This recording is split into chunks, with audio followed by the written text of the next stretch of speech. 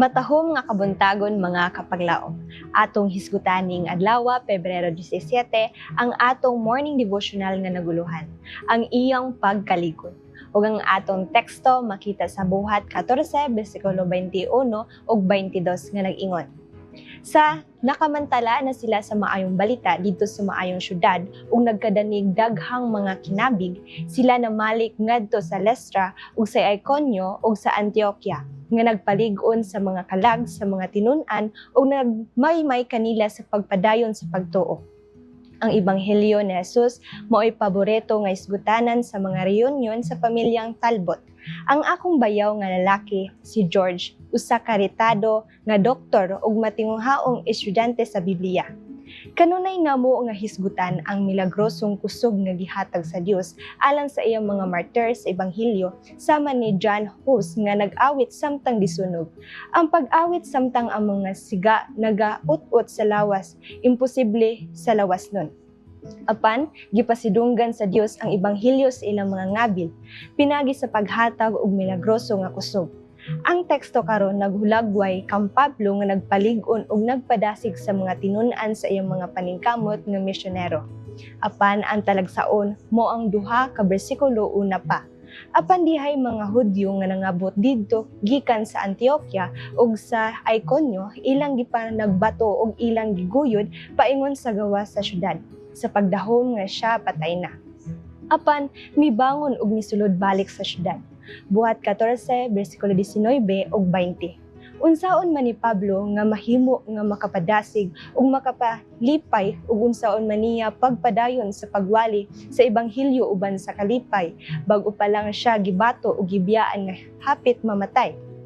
Si Pablo mismo nag-asoy sa pipila sa iyang mga pagsulay sa 5 kahigayon, ako nakadawat kulang na lang og usa nga makap-atan kalapdos gikan sa mga kamot sa mga Hudyo.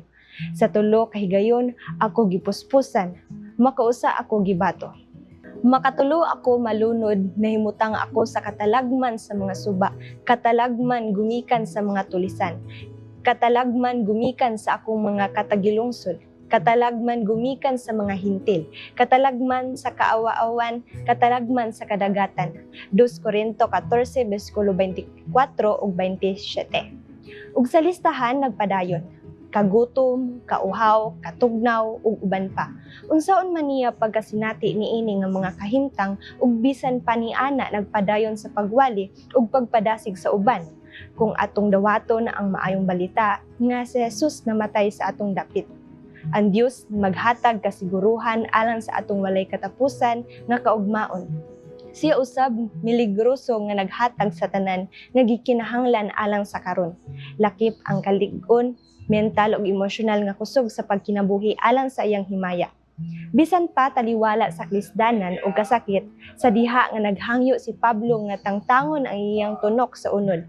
Ang Ginoo misulti kaniya, ang akong grasya igo lang kanimo, kay ang gahom ginahingpit diha sa kahuyang. 2 Corinto 12, bersikulo 9. Ug ang sama nga tubag tinuod usab alang kanato. Ang Dios naghatag sa iyang grasya alang sa matag aspeto sa atong kinabuhi. Siya sa pagkatinuod nga nagtagana sa tanan nato ng mga panginahanglan pinaagi ni Jesus. Mag-ambot ta mga kapaglaom. Aman nga balaan, dako kay magpagpasalamat kanimo nga nakabot kami karong kabuntagon nga walay mga kulian discussion ni tubo ka namo amahan. Salamat kay Lord nga ikaw Ginoo nagkauban ka namo sa mga pulong nga among nadungog nga among matusok sa mga nahunag kasing-kasing nga among makidawin Ginoo nga may sa mga sugo. Wala kami arang mahimog wala ikaw pa sila kami sa mga sala din kami nakasala po sa buto sa una. Ini pasalamatan sa Jesus muluwas. Amen.